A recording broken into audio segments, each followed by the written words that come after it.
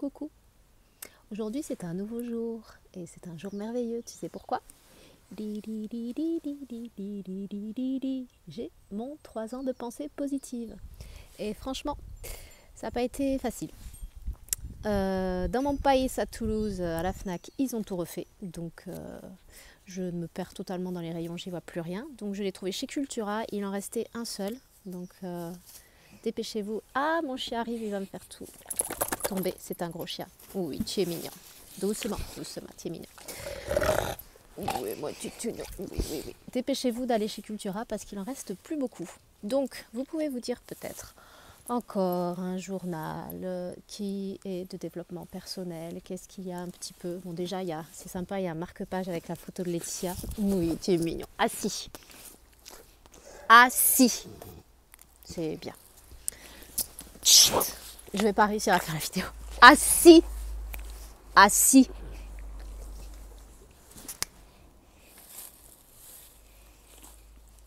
C'est bien, mon chien. Voilà, ça va être une vidéo sur mon chien. C'est bien, pas bouger. Donc, il y a un marque-page très sympa avec la photo de Laetitia et je sens que je vais devoir le faire. Enzo, assis. Comme je suis assise, il pense que je veux jouer. Chut. Couche-toi. Coucher.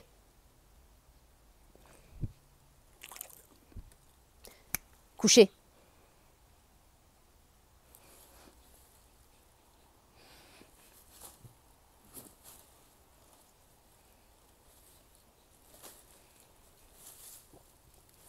Coucher.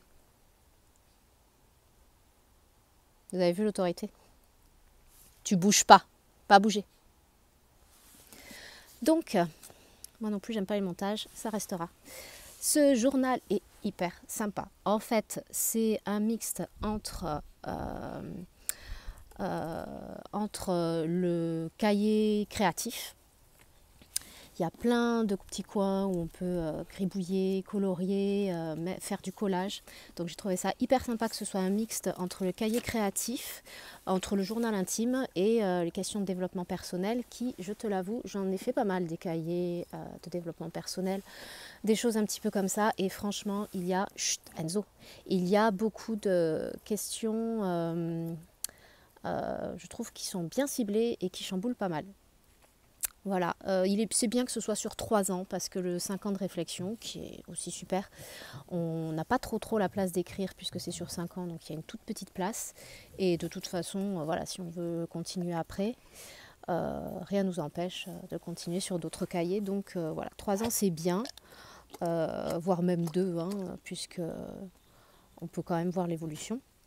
Donc en fait, ce petit carnet de Laetitia, journal, ce journal est divisé, je dirais, en 5 catégories de questions dont je vais te parler après.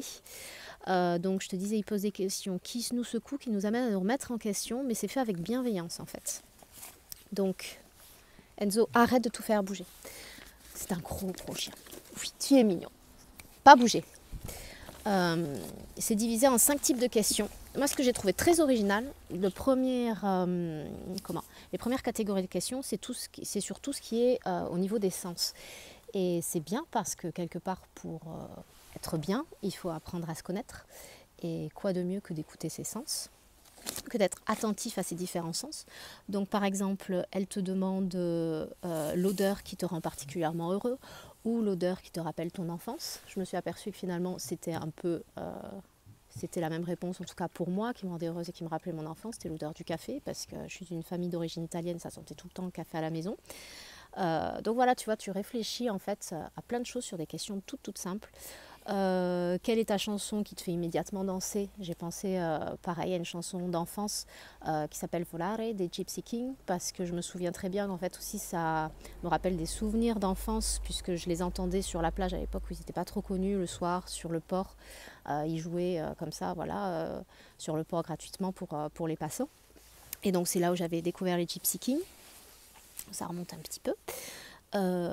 Les paroles des chansons qui me touchent en ce moment. Alors j'ai découvert une vieille chanson que vous connaissez peut-être d'Étienne Dao qui s'appelle Le premier jour du reste de ma vie. Et les paroles sont très touchantes, font beaucoup réfléchir. Je vous invite à à regarder un petit peu sur Deezer ou sur YouTube si vous la trouvez. Euh, Elle est vraiment plus dans l'air du temps. Je trouvais ça très très sympa. Donc tu vois, il y a tout ce qui est olfactif, sur tes odeurs, sur les chansons physiques aussi, là où tu aimes danser, sur les chansons qui t'émouvoient. Par exemple, elle te demande aussi d'écouter un morceau de piano au hasard en fermant les yeux et de décrire ce que tu ressens. Et du coup, j'ai découvert, comme ça en faisant des recherches sur les différents compositeurs classique, un auteur que j'adore qui s'appelle Rachmaninoff, qui n'est pas très très connu. Je crois qu'il a émigré aux États-Unis, donc il est d'origine russe. Il a émigré aux États-Unis, donc je crois qu'il fait partie des compositeurs américains. Et j'ai trouvé que ces morceaux étaient vraiment, t'amenaient vraiment au voyage et t'amenaient vraiment à partir, voilà, à, à partir dans l'imaginaire, et c'était très sympa. Donc voilà, première grande série de questions. Je ne te les lis pas toutes, évidemment, il y en a 365, une par jour, tu connais le principe. Donc les premières séries sont sur tout ce qui est les sens, développer les sens, visuels évidemment, auditifs aussi, fermer les yeux, écouter les bruits autour de soi, à part mon chien qui mange l'herbe et qui fait la vache ruminante. Enzo, tch, tch, tch, tch, mange pas ça. Ensuite, tu as d'autres grandes catégories évidemment de questions sur le bonheur. Le livre commence fort, puisque la première question est: est-ce que je suis heureuse? Donc ça t'oblige à te poser la question sur quel est le bonheur pour toi. Moi je dirais que j'en ai parlé dans ma vidéo juste précédente, je crois. Pour moi, le bonheur a évolué, disons la définition du bonheur, et je vois plus le bonheur comme une vie satisfaisante et harmonieuse. Dans plein de petites choses, et plus comme quand j'étais enfant, ces sensations de bonheur immense toute la journée. Je pense que le cerveau adulte en grandissant ne peut pas avoir tout à fait, en ayant conscience du monde qui nous entoure, le même sentiment de bonheur, que le sentiment de bonheur évolue. Et le livre aussi se ferme avec « Que m'a enseigné la vie ?» Donc c'est quand même des grandes questions importantes qui sont posées dans ce journal à compléter. Et c'est pas du tout voilà, des questions futiles comme on pourrait penser à premier abord en disant bon, c'est des pensées positives, elle va encore nous demander de sentir des fleurs et de décrire les oiseaux qui passent dans le ciel. C'est pas du tout ça. Sur le bonheur, quelle autre question aussi dont je pourrais vous parler, qui est très sympa. Évidemment, je fais un choix de celles que je préférais moi. Parmi celles que je préfère sur le bonheur, les questions essentielles qu'on peut se poser dans la vie et qu'on sait qu'ils nous seront posées un jour. Qu'est-ce que j'ai fait pour les autres et comment ai-je aimé les autres? Extrêmement important, et de se les poser plutôt au quotidien.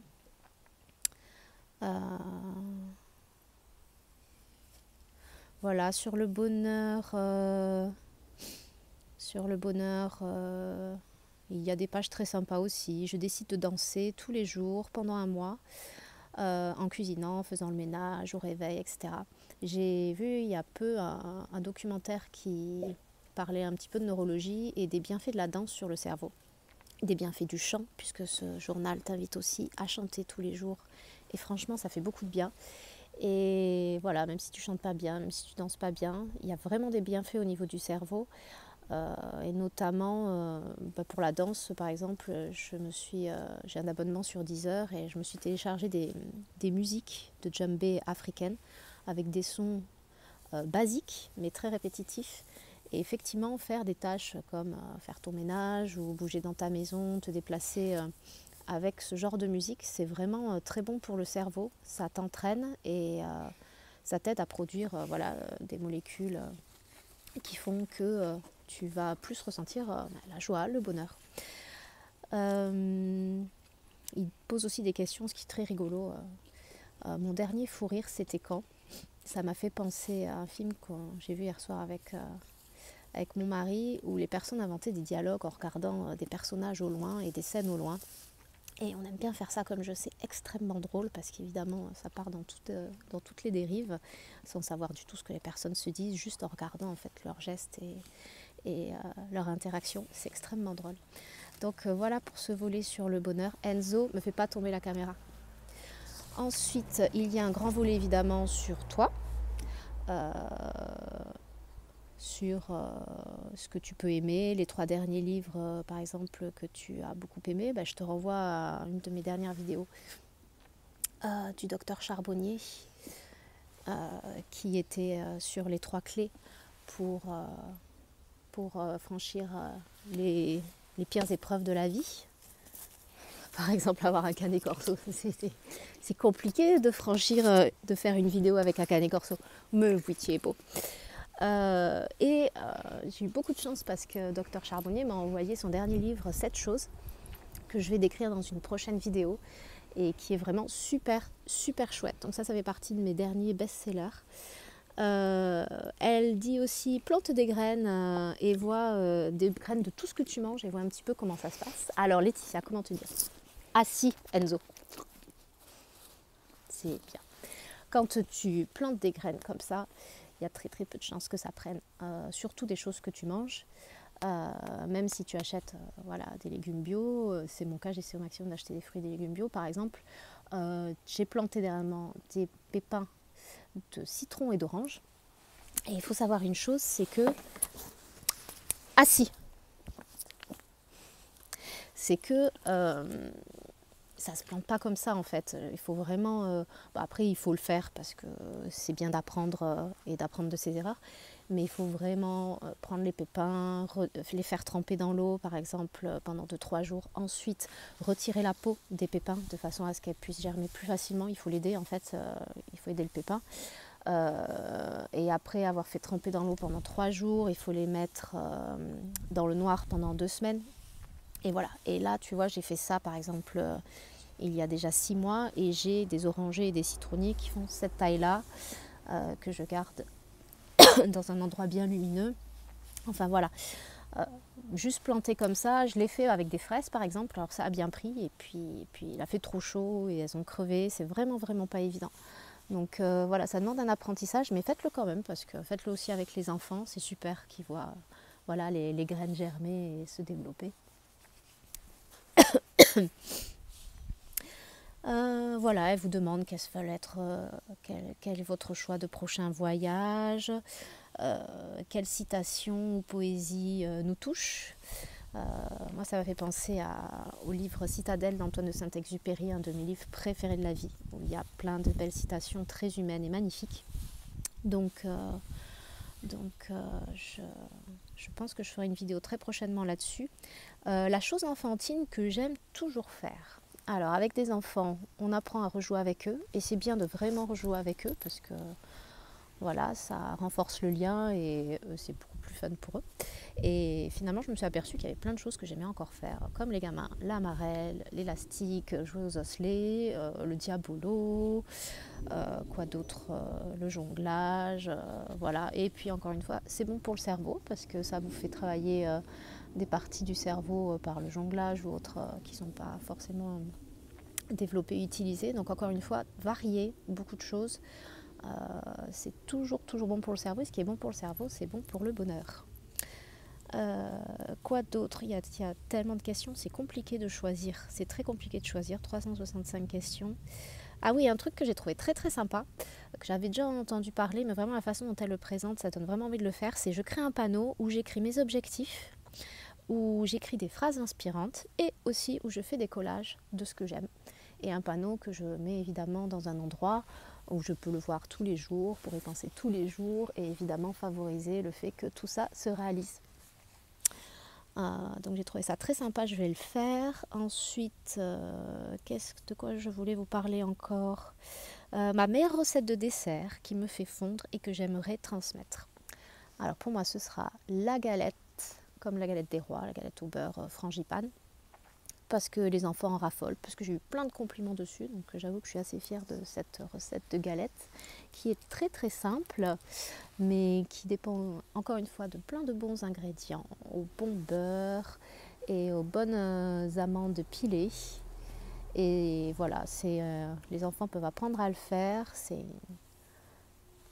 très très sympa pour se cocooner à la maison et prendre soin de soi, puisque le but de ce livre, et d'avoir des pensées positives et de prendre soin de soi. Quelle est la routine qui me fait du bien? Alors je dirais que la routine qui me fait du bien, c'est de commencer la journée par de la cohérence cardiaque. J'ai aussi fait une vidéo là-dessus. Je t'engage vraiment à découvrir cet outil. Je te conseille vraiment de découvrir cet outil. J'ai fait une vidéo là-dessus, regarde, c'est vraiment un outil qui te permet d'être en bonne santé et d'être heureux. Et c'est prouvé scientifiquement. Regarde dans mes dernières vidéos. Donc je commence par de la cohérence cardiaque. Si j'ai le temps, je fais de la méditation et du yoga. J'adore, je pratique depuis des années. Ça fait aussi beaucoup de bien au cerveau. Et si j'ai encore plus de temps, je fais de la lecture et de l'écriture, voire même, tu vois, là je suis en vacances et je fais des vidéos. Et ça, c'est juste super d'avoir un peu de temps pour soi. Si on pouvait m'offrir ce dont je rêve, j'aimerais bien un van aménagé, puisqu'on a le choix, hein, ce dont je rêve, ou un bateau pour faire le tour du monde, soit à la voile, soit sur les routes, faire le tour de mes amis, retourner voir mes amis un peu partout dans le monde, avec plein de petites choses juste minimalistes que j'ai triées, auxquelles je tiens, y mettre de quoi faire dormir mes enfants, mon mari, ma famille, mon gros toutou, hein, et qu'on fasse le tour du monde. Ça, ce serait vraiment super chouette. Voilà, que te dire d'autre?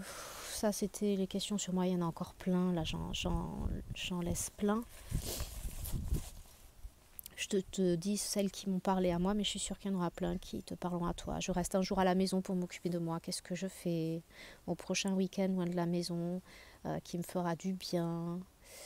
Il y a plein de choses très très sympas sur lesquelles on peut réfléchir. Ensuite, sur la consommation aussi, sur des questions pour réfléchir un petit peu à ce qu'on consomme. 3 objets dont je voudrais me séparer. Du coup, ça m'a fait repenser. J'ai beaucoup code-marisé la maison, mais ça m'a fait repenser au fait qu'il y avait des choses que j'avais encore en trop grande quantité, comme des vernis. J'aime beaucoup le vernis, mais j'en utilise pas une si grande quantité que ce que j'ai. Des breloques aussi, c'est pareil. Oui, moi, non, toi, on va pas te code-mariser. Bah non, oh, tu gardes. Bah oui. J'ai beaucoup de pots en verre et de choses comme ça que je veux utiliser pour mettre des plantes, pour faire mes petits essais justement de jardinage, etc. Mais j'en ai trop, donc il faut que je vire tout ça. Elle te pose aussi des questions comme l'objet le plus beau de ta maison. Alors moi, c'est plutôt mes bacs à légumes, pas mon composteur qu'on voit derrière, mais mes bacs à légumes. Beau, pas forcément visuellement, mais beau parce que je trouve que j'arrive à reproduire, à développer un peu la vie et je trouve ça vachement sympa. Et c'est un peu mes petits bébés, mes bacs à légumes, même si je ne suis pas très douée et que je débute. Je répare un objet dans la maison, lequel ai-je réussi et est-ce que cela m'a amusé? J'ai trouvé cette question originale, sympa, et c'est une réflexion aussi sur la surconsommation. Est-ce que j'arrive à vraiment tout réparer ce que je veux plutôt que de racheter? Bon, en général, j'essaye, mais par manque de temps, bien souvent, comme tout le monde, je pense que je répare pas autant que je devrais et que je pourrais. 3 objets dont je voudrais ne jamais me séparer. En numéro 1, je dirais mon jeu d'échecs. J'ai un petit jeu d'échecs en bois pliable, transportable que j'ai pris en vacances cet été. C'est génial pour les enfants, pour moi aussi. Ça m'apprend à réfléchir, à structurer ma pensée et franchement c'est autant un jeu qu'un outil qui est bon pour le cerveau. C'est vraiment voilà, mon jeu d'échecs. Malheureusement, mon téléphone, je fais tout avec. Je n'ai pas d'ordinateur. Voilà, je filme avec mon téléphone. Je regarde mes vidéos sur YouTube, les TDX, et j'apprends avec mon téléphone. J'ai les photos de mes enfants, les vidéos de mes enfants sur mon téléphone. C'est terrible de dire ça, mais voilà, comme beaucoup de gens, je ne m'en passe plus. Enfin, si je devais m'en passer, je m'en passerais. Hein, mais voilà, ça fait partie des 3 objets que j'ai besoin de conserver. Et ensuite un livre évidemment, je pense que je garderai au final Citadelle de Saint-Exupéry. Je vais définitivement faire une vidéo sur Citadelle de Saint-Exupéry qui est vraiment un livre magnifique, mais il y en a plein d'autres évidemment, les livres du docteur Charbonnier, enfin bon, plein d'autres. Pareil, je dépose un livre sur un banc avec un petit mot, lequel? Je pense que ce serait Citadelle de Saint-Exupéry, voire cette chose de Dr Charbonnier que je viens de lire, qui est vraiment un livre qui qui remue et qui change une vie. Avec un petit mot, et voilà, je le déposerai à la rébus des enfants par exemple, comme ça ils pourraient, les collégiens là quand ils prennent le bus, ils pourraient lire ça et s'emparer, peut-être passer une meilleure adolescence, à se poser des questions qui les rendraient plus heureux. J'essaie de ne rien acheter pendant les soldes d'hiver. Est-ce que j'en ai envie? Est-ce que je pense y arriver? Pourquoi? Je vous renvoie à ma vidéo sur la KonMarisation. Je pense qu'on remplit trop les maisons et que ça nous empêche de nous concentrer sur l'essentiel, et que de KonMariser, de garder ce qui nous tient à cœur, ce qui est utile, ce dont on a besoin, et de virer ce dont on a déjà, puisqu'on a beaucoup de choses en double, ça aide à faire de la place dans sa tête pour se poser les bonnes questions. Donc voilà pour la partie consommation. Une partie d'hiver. J'écris un mot anonyme gentil à tous mes voisins. Je me suis dit que ce serait assez facile parce que je les adore. On se rend mutuellement des services, nos enfants sont amis. Mais c'était une bonne idée, donc je crois que je vais le faire, mais de façon anonyme, ça, pour voir, discuter avec eux s'ils en parlent, savoir qui ils cherchent, ça me fera rigoler de ne pas leur dire que c'est moi. Je décide d'être aujourd'hui particulièrement gentille avec une personne qui m'agace. Alors ça, je l'ai déjà fait, donc je peux vous dire. Je m'étais dit un beau jour, voilà, avec une collègue que je trouvais pas très, comment dire, pas très vaillante, et il fallait que j'explique tout le temps les mêmes choses. Et donc j'ai été patiente, j'ai vu qu'elle avait apprécié, quelle a été sa réaction, mais elle m'a remerciée. Et qu'est-ce que j'ai ressenti? Je n'ai pas ressenti particulièrement du bonheur, parce que j'ai ressenti juste que voilà, j'avais été charitable, comme le mot, enfin voilà, la charité chrétienne, quoi, comme le mot le dit lui-même. C'était effectivement normal, il fallait être patient. Ça m'a pas, comment dire, je me suis pas sentie particulièrement fière de ce genre de choses. Je me suis juste dit que c'était normal et qu'il fallait que je fasse plus d'efforts, même avec les gens que j'aimais pas, ou qui m'agaçaient plutôt. Je remercie les gens qui m'aident au quotidien. Alors, elle parlait des éboueurs. Mais moi, pour les remercier, je leur donne... je ne sais pas quand est-ce que ça a coupé, batterie faible. Je remercie les gens qui m'aident au quotidien. Les éboueurs, pour les remercier, je leur donne de bonnes étrennes. Concierge, j'en ai pas. Guichetier accueil, j'aime bien discuter avec eux parce que voilà, ils vous donnent souvent des infos, des conseils, voire des petits potas. Ils sont au courant de beaucoup de choses et puis c'est toujours intéressant de discuter avec les gens. J'offre un livre à une personne qui ne lit pas, lequel et à qui? Alors, j'ai commencé mes premières vidéos parce que j'avais fait le défi de Raj 7 jours 7 livres, et j'ai commencé ma toute première par Jonathan Livingstone, Le Goéland. Et ma plus grande fierté et joie et bonheur, ça a été que ma fille, quand elle m'a vu présenter la vidéo, m'a demandé le livre et s'est mise à le lire le soir même. Donc j'étais super contente. Donc j'offre un livre, lequel? C'est celui de Jonathan Livingstone, Le Goéland, qui pour moi est un super livre. À qui? À ma fille et à mon fils. Voilà, tu regarderas la vidéo, c'est la toute première si jamais ça t'intéresse. C'est vraiment un chouette livre qui rend heureux aussi, comme les 3 ans de pensée positive de Laetitia. Doucement, on va pas tout faire tomber. Ça, c'était donc les choses un petit peu d'hiver. On va finir sur le dernier thème de question qui est un peu spirituel. Elle demande qu'est-ce qu'il y a après la mort. Pour ça, je te renvoie à une de mes vidéos du docteur Charbonnier, les 3 clés pour traverser les pires épreuves de la vie. Voilà ce que je pense, ce qu'il y a après la mort. Mon dernier hasard, c'était quand justement, je cherchais à la FNAC désespérément cette chose du docteur Charbonnier. Ils ont tout refait, je ne trouvais pas. Et le jour même, il m'a remercié sur son Facebook de la vidéo que j'avais faite et m'a envoyé le livre dédicacé avec un petit mot très gentil. Donc est-ce que c'était un hasard? Est-ce que c'était une bonne synchronicité que je ne trouve pas ce livre parce que l'univers voulait me dire tu vas avoir un coup de pouce là-dessus. J'ai trouvé ça très rigolo. Je m'assois à côté d'un SDF et je discute avec lui. Je l'ai déjà fait et j'avais appris des choses, j'avais été étonnée en fait parce que ce monsieur, j'y étais allée parce qu'on était en hiver, il faisait super froid, ils annonçaient 3 grands jours de froid et donc je voulais savoir s'il avait un plan, s'il était hébergé dans les centres ou autres. Je sais qu'ils peuvent être très rapidement complets. Et donc, en discutant avec ce monsieur, j'avais appris que c'était vraiment un choix, qu'il se prévoyait un petit peu d'argent chaque année pour ce genre de choses et qu'il allait dormir à l'hôtel, tout simplement. Donc, ça m'avait beaucoup fait réfléchir, en fait, sur ben voilà, la liberté des gens, le choix qu'ils peuvent faire. Malheureusement, tous n'ont pas assez d'argent pour dormir dans les centres quand il fait très très froid et se font surprendre par le froid. Mais voilà, c'était pas son cas à lui. Qu'est-ce qu'il y a d'autre pour finir ces phrases, ces questionnements hyper importants? Quelles sont mes valeurs?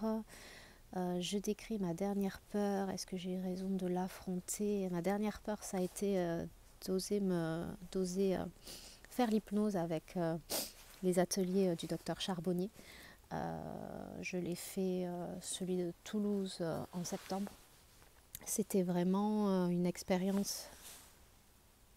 Hop, à nouveau plus de batterie. C'était vraiment une expérience indescriptible, intime et intense. Donc voilà, c'est personnel et je conseille aux gens de le faire s'ils ont envie, s'ils ont envie de se faire leur propre opinion parce que c'est très très personnel. Ah, mon chien qui s'énerve. Quelle est ma petite phrase magique? À chaque jour suffit sa peine parce que c'est important de travailler. Le travail est une valeur importante pour moi puisqu'elle demandait quelles étaient mes valeurs. Mais je pense qu'à chaque jour suffit sa peine et point trop n'en faut non plus. Il faut apprendre à prendre soin de soi. Quel est le dernier signe surnaturel que j'ai vu ou senti? Je parlerai de la synchronicité entre les ateliers, puisque j'ai eu beaucoup de synchronicité juste avant de faire l'atelier, le démarrage de ces vidéos et les livres que je lis. J'arrive pas encore trop à faire le lien, pourtant à la question quel est mon talent, puisqu'elle nous est posée, je répondrai que c'est faire des liens. Dans la vie, parfois ça m'énerve qu'on ne les voit pas. Et là, je suis en train de faire un lien, mais c'est en train de se faire au fin fond de ma tête et c'est pas encore très très clair. Ah oui. Tout aujourd'hui, j'ai décidé de ne pas me plaindre. Comment ai-je fait? C'est une bonne question. Comment ai-je fait? Je suis quelqu'un qui se plaint, je trouve, beaucoup. Et j'essaie de m'améliorer là-dessus. Comment rendre le monde meilleur et quels conseils donnerais-tu à tous les êtres humains? On va finir sur ces dernières questions de la thématique spirituelle et il y en a encore une fois plein d'autres. Je dirais que je poserai les mêmes questions qui sont posées et qui nous seront posées. Comment as-tu aimé et qu'as-tu fait pour les autres? C'est hyper important. En conclusion, je pourrais dire que ce journal va t'aider à te connaître, à plus t'aimer et du coup à plus aimer les autres par ricochet. C'est un journal super sympa, va l'acheter, dépêche-toi, il n'en reste pas beaucoup et moi là maintenant je vais passer le reste de mes congés à profiter de mes enfants et compléter ce journal tranquillement et je vous fais très très vite la prochaine vidéo sur cette chose du docteur Charbonnier que j'ai dévoré qui est super. Je vous dis à bientôt. Et puis, amusez-vous bien avec les 3 ans de pensée positive de Laetitia. Ciao, ciao.